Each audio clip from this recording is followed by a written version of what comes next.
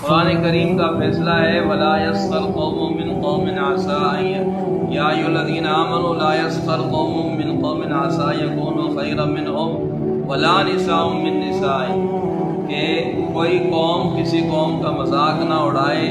ایمان والوں کا یہ حکم ہے۔ اب اس کے اندر عورتیں بھی آ گئیں، لیکن اللہ پاک نے عورتوں کا الگ سے ذکر کیا وَلَا نِسَاءٌ مِّن نِّسَاءٍ کہ عورتیں بھی عورتوں کا مذاق نہ اڑائیں۔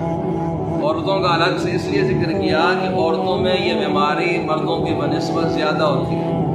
کوئی عورت گھر میں آ گئی تو اب اس کے حلیے پہ بات شروع کر دی، اس کے قد پہ بات شروع کر دی، ٹھیک نہیں سی تو ہے اس کی بات دیکھو، اس کے نخرے دیکھو، یا رنگ روپ میں کوئی فرق آ گیا، اللہ کی دین اللہ کی عطا ہے، اس پہ بات شروع کر دی۔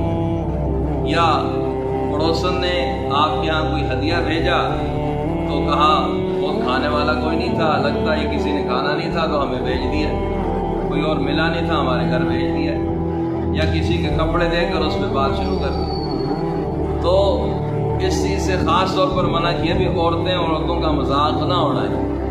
خاص طور پر جب کسی گھر میں آنا جانا ہوتا ہے یا شادی بیاہ کسی فنکشن پہ جہاں اجتماع ہوتا ہے، اکٹھے ہوتے ہیں، تو وہاں پر بھی اس طرح کی باتیں آ جاتی ہیں۔ اس کے کپڑے دیکھو جی، اس کے میک اپ دیکھو جی، اس کی جوتی دیکھو، اس کی فلاں چیز دیکھو۔ تو بھائیوں کسی کا مذاق نہ اڑائیں۔ تو ایک بات یہ بھی یاد رکھیں، کسی کی مصیبت کا اور کسی کے حلیے کا مذاق نہ اڑائیں۔ کسی کی مصیبت میں دیکھ کر اس کا مذاق نہ اڑائیں، کہیں ایسا نہ ہو، کیونکہ حالات واقعات یہ قدرت اللہ پاک کے اختیار میں ہے۔ کیا پتہ آنے والا میرا کل کیسا ہو، آنے والا میرا وقت کیسا ہو، اس لیے کوئی کسی کا مذاق نہ اڑائے، ہر ایک کو اپنے سے بہتر سمجھے۔